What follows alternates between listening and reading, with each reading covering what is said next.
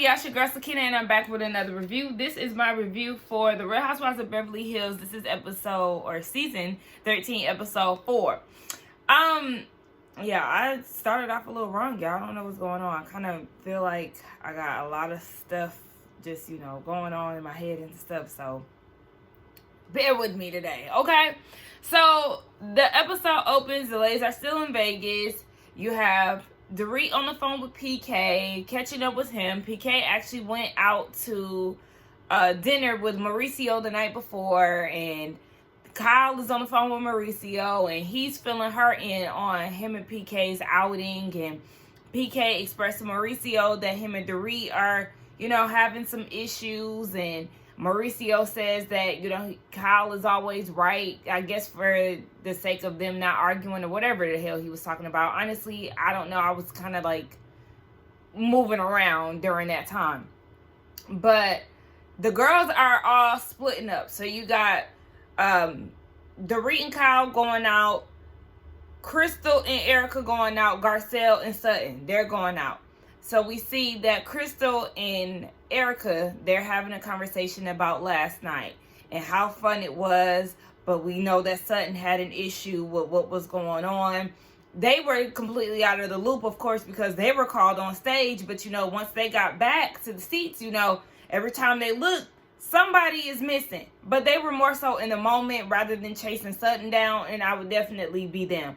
Erica was like, look, I am in a place where I'm trying to be at peace, and she ain't trying to let nobody disturb that. I actually liked Erica's outfit. It was very disco-y, very Vegas-y, Crystal. Everybody's right when they say that she dresses like a baby doll. Like, I just don't understand. You are the youngest. And there's nothing wrong with her fashion necessarily. I just want her to be a little more fun with it. I feel like she tries to play it safe a lot. Honestly, I feel like her birthday outfit was a little different from what she typically wears. If we can get a little bit more of that versus, the baby doll dresses, that'll be a lot better. Sutton and Garcelle, they're on that boat ride that makes you feel like you're in Italy, but they're in Vegas. Sutton is asking Garcelle how she feels about earlier in the day, and I'm surprised they didn't pick up where they left off from last week, where Dorit pissed me off with her calling herself trying to dismiss Garcelle and making what Garcelle said about her. But Garcelle is a little unsettled, but she does feel like what she said needed to be said. She's not really sure how it's going to be when she sees Dorit and Kyle. But my thing is, Kyle was being more receptive to what she was saying compared to Dorit. Dorit was making it about her, as she does. And it's just like, girl, how dare you? Because at the end of the day, I have every right to say what I'm saying. And you should easily just receive it, understand it, and keep it moving. Baby, and in the midst of all of this, the damn man who's steering the boat is singing. And Garcelle was having a hard time trying to say what she needs to say. Every time she would pause, just to, give him his time to sing and start up, he'll start singing again. That would honestly piss me off, because you see me talking and we filming a reality show. We need to have conversation. So then we see Dorit and Kyle having a conversation, and Dorit is like, she too is feeling a bit unsettled, but it's no judgment towards Garcelle. She has the right to say how she feels, but her thing was just like, wow. Yeah, it's like, wow, because you really want her to get over it. Like you said, it's been a year. Yeah, and how dare you tell her to get over something that you said or have done to offend her, felt like you didn't speak up as a mother. So, yeah, girl, bye, Dorit. So then again, it's Kyle and her drinking or not drinking, and Dorit feels like it's a way for her to have control. She's went through something traumatic with Kathy. It was not that traumatic. Come on, whatever, but Kyle is where she is. She don't want to be faking it. She said at some point she would even, get a club soda and pretend that there was vodka in it. She don't want to drink no more, and that's just what it is. And then you got Sutton in her confessional. She was like, she going through a midlife crisis. She got 5 tattoos. She working out. Who does that anymore? Like, girl, it's giving midlife crisis. And then you got Garcelle saying that she misses the fun drinking Kyle. She missed Kyle, not the split. Like, hey, I mean, I was just watching RHOBH's video for Potomac, the episode 2 review. Shout out to RHOBH. And she did make a valid point about how some of these ladies are definitely slowing down on the drinking. You got Karen, you got Mia, now you got Kyle, you got there was somebody else. Yeah, there's a lot of these housewives lately that have been slowing down when it comes down to drinking. And yeah, I even seen something. Somebody got a lawsuit against Bravo. Basically, how they don't eat, but they pump them up with alcohol. I know that was a Love is Blind thing, but it was somebody who was suing Bravo for that. Was it Leah? Y'all let me know in the comments if y'all know. So we clearly doing a whole, going from scene to scene to scene to scene. So we go to Crystal and Erica. And Crystal was asking her, do you miss your old life? She said there's parts of it that she missed, like the warmth during the holiday season, Christmas, and all of that. But she said towards the end of the relationship, they were butting heads really heavily, and she doesn't miss the arguing. And I say, you missed the most important part. You know damn well you missed that money. You know it. I don't know why she wanted to just skip on the Christmas. But girl, you can have that same vibe in the house that you in now. Especially because you don't have, no offense, an old hag at your neck. Like, girl, please. You can have that same holiday cheer, warmth, and fun in your current household. But it's just not on, I guess, the grandest scale that it may have been at the old house that you was in. But anyway, girl, listen. But I do feel like this go around for Erica will definitely be a fresh start, a fun start. She'll have sex again, and she'll really just enjoy life a little better. I understand that the money is definitely different, but I feel like her quality of life is definitely going to improve overall. Back to Dorit and Kyle, they're talking about their marriage issues, and as soon as Dorit mentioned Mauricio, you can see that Kyle, her eyes started to water almost immediately.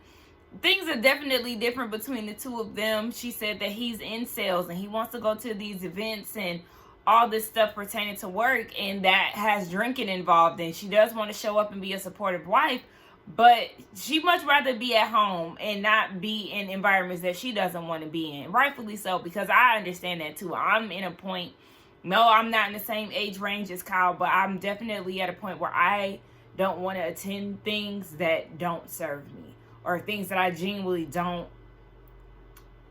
enjoy. Somebody might invite me out somewhere. I don't want to go there. If that's not what I want to do, then I don't want to do that. But my therapist has, showed me if I really want to spend time with that person, I can decline that event and then present them with something that will be more suitable for me or for the both of us. So I'm exercising that currently. But yeah, Kyle really ain't feeling Mauricio like that. She felt like she had a hard time last year and he wasn't there for her. But it's just like, okay, so are you talking about your sister? He wasn't there in regards to how you and your sister is handling y'all's issues? Because like I said, wasn't those issues happening before y'all even got on the show?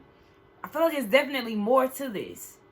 Dorit wants to know, how do they sustain a marriage, and what that looks like for the future. Of course, again, Kyle is very emotional, and she just feels like she's working on herself and he's putting more focus on work.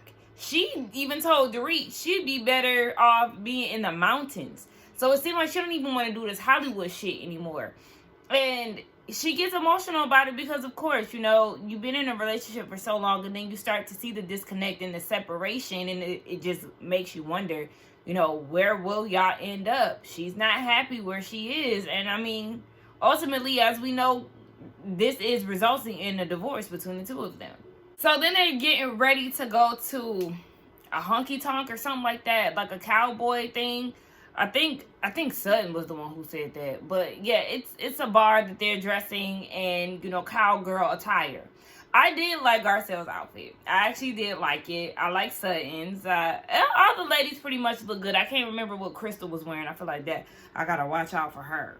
She might be playing it safe, and she might actually dress like a leprechaun because she said that she Googled it. Asian and cowgirl outfit, and the leprechaun came up. But anyway, so they get down to this hotel, and Garcelle has a game. And of course, bring out the cards again. So Crystal reads the card, and it says, do you believe that humans can be monogamous? And Erica's like, something about we're all mammals, and how even lions pick up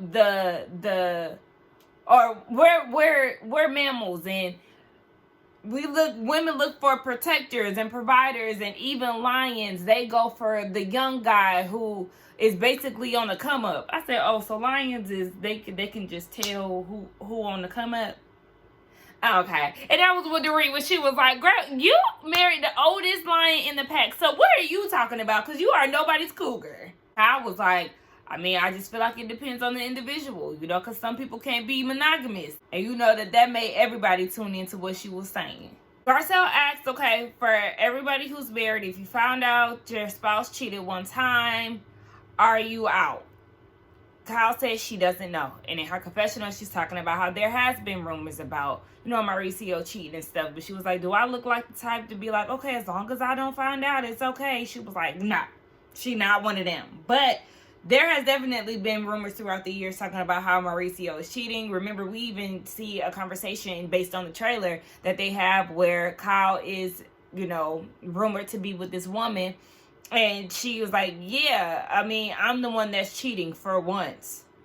So, obviously, he has cheated in the past according to, I guess, that little part. But we'll see how that turned out.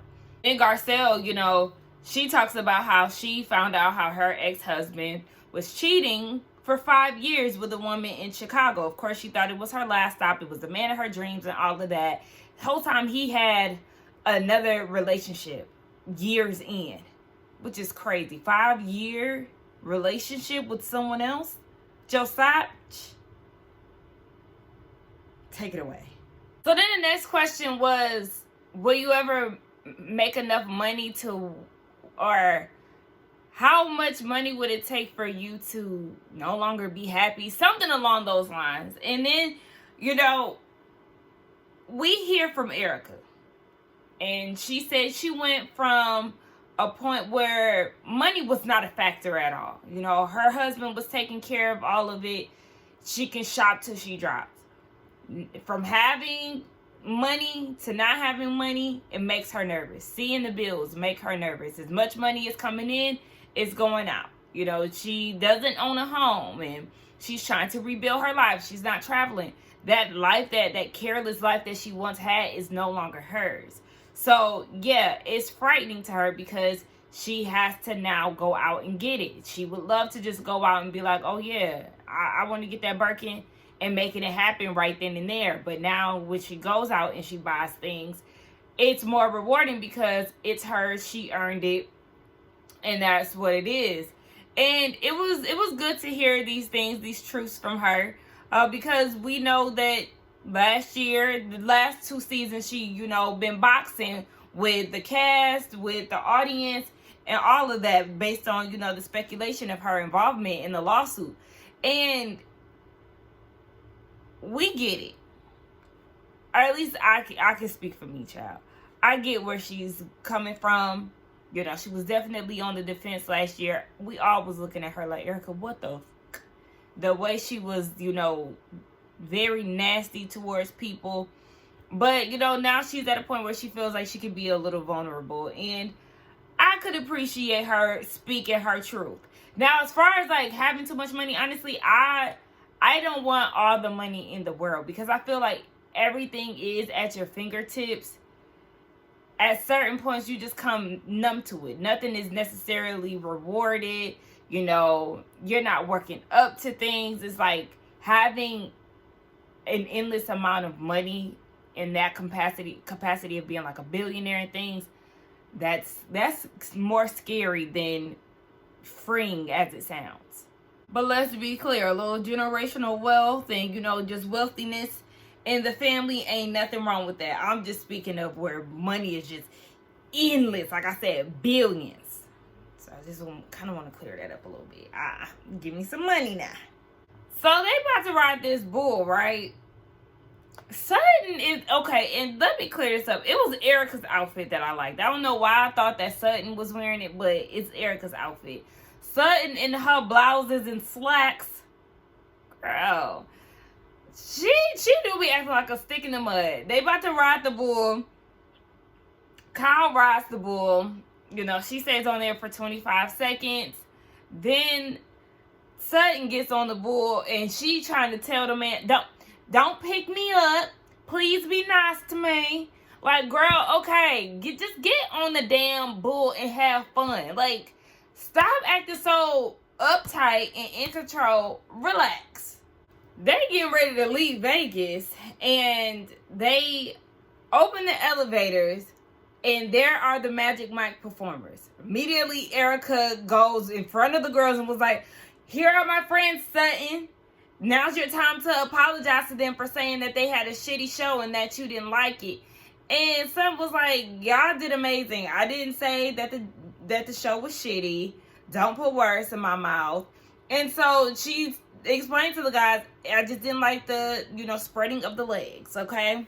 That's the only part that I didn't like. So they were, being gracious with her and told her, maybe next time y'all can enjoy the whole show because, yeah, Sutton damn show ruined it for Garcelle and Kyle. Erica said that the Lent, no arguing with the women thing is still in effect, but God opened the doors for her to let her get this pass with Sutton because Sutton was an a-hole to her last season. Girl, you are not a saint last season. I understand you was on the defense, but at the same time, your behavior definitely could have been way better. But anyway, yeah, so that was what it was, and now there's tension between Sutton and Erica all over again. You said that it was fine, Erica. You should have just left it where it was. So they get on the bus, and Sutton is like, Erica, I don't like the fact that you embarrassed me. That was me. And then Erica is like, we were having a good time at Magic Mike. You made a big deal because you weren't. And she was like, well, just because I wasn't enjoying it, that doesn't mean that, everybody else couldn't stay. And that's when Erica was like, well, you made it a big deal. She was like, no, they made it a big deal by following me, Garcelle and Kyle. But the thing is, if they didn't, it would have been an issue. So yes, Garcelle wanted to check on her friend. Kyle just so happened to come out because she was going to the bathroom to get the whipped cream off of her, and she seen y'all there. My bad, my camera got cut off, but Erica's like, yeah, but you got heated. And I was actually with something, and she was like, we done seen you get heated so many times, Miss Bam, so what? So then Dorit was like, okay, well, if you could do it all over again, would you come back inside to allow Kyle and Garcelle to enjoy the show? They were saying that it really doesn't matter. Kyle was like, girl, we weren't going to leave you because you were unhinged. You was acting over the top. Kyle really be poking the bear. She really likes to push buttons and get a reaction out of people. Sometimes it'd be funny, though. I ain't going to lie. But Garcelle even co-signed like, yeah, you definitely were over the top. And she was. Like the whole, I am a part of the Ballet Foundation of America. Girl, that is neither here nor there. Because if you would have got put on stage, then you would have enjoyed the show. You got your ones. You wore your slacks.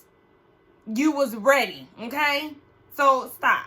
Now, Sutton is crying and saying, I apologize for ruining the moment and all. Girl, yeah, because you was doing the most. And you slick doing the most now, but I understand that you a little embarrassed, so I'm going to try to cut you some slack, sis. But it was Garcelle saying that she wished that Dorit would have gone after her.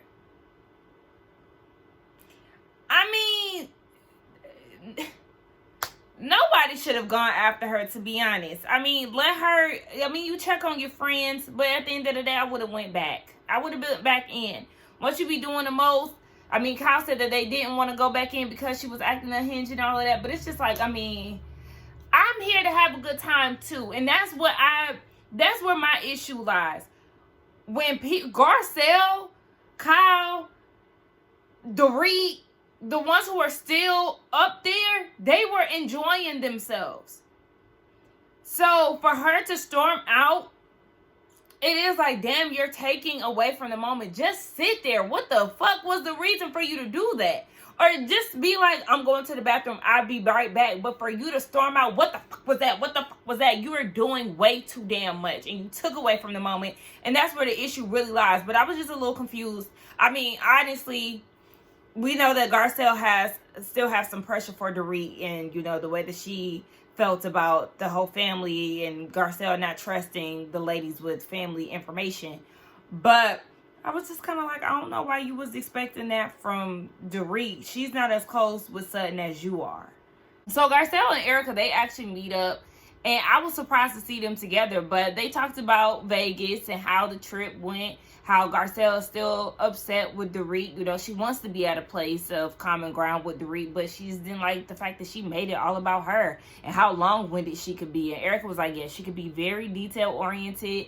And, you know, you got to learn how to speak Dorit. Sometimes you got to listen to her, tune out, come back in. And it's just like, look, I don't want to have to do that with every conversation. Wrap it up. Wrap it up, Miss Long-Winded, okay? Because other people got shit to say. Everybody don't want to hear you talk for 30 minutes straight. So, yeah. Garcelle was like, I mean, if I could be here with you, then I could be here with anybody. And then they talk about Sutton and how she made the moment about her down at Magic Mike. Because, yeah, girl, you got your stack of ones, you was ready to go, and then you got in the moment, and it's okay to change your mind, but don't hijack the moment and make it to where everybody is now concerned about you. Exactly. Now, Garcelle was like, in her confessional, she don't know why she always take up for Sutton, and at this point, she thinks that she needs to let Sutton fight her own battles, and I was like, oh, okay. I mean, definitely do that, because I feel like Garcelle is the more vocal friend compared to Sutton. Garcelle will defend Sutton before Sutton will speak up and say something in defense of her. So, yeah. So, Kyle pops up over at Sutton's house, and they have a conversation about all that happened in Vegas. And Sutton is saying, you know, after Vegas, she's had a, you know, come to Jesus meeting where she's realizing that Kyle is really not her friend. And so, you know, she already on go. They already had an agreement 3 weeks prior to, you know, agree that they were going to have each other's backs. But she feels like Kyle doesn't have her back. So, Kyle goes into this conversation about how Sutton is like, you know, losing her over a lot of stuff. So, Sutton is like, name them, name them, name them. And as Kyle is trying to talk, Sutton keeps saying, name them, name them. And she's like, let me talk. And I felt Kyle's frustration because it's like, you want to know. And as I'm trying, it's like you're taunting me. It's like you're trying to deflect because you don't want to hear what I have to say. And then I get quiet because you're now pissing me off. And you're like, name them. Name them. Girl, you know what? Fuck this conversation at this point. We're not having it because you're trying me. But Kyle was like, I'm trying to explain and you're being rude. Rude? I don't like the word rude. It was like she was gaslighting Kyle. It was just like, girl, you're doing way too much. So at this point, Kyle dropped 3 examples. The ugly leather pants comment that you gave to Crystal, you was acting crazy then. In Lake Tahoe, you was acting crazy then. In Vegas, you was acting crazy then. You take these moments and you overreact.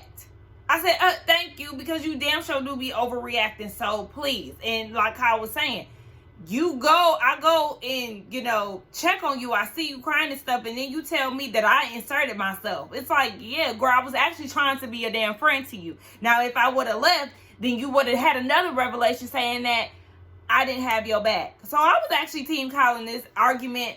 Sutton, you my girl, but you damn sure was doing too much.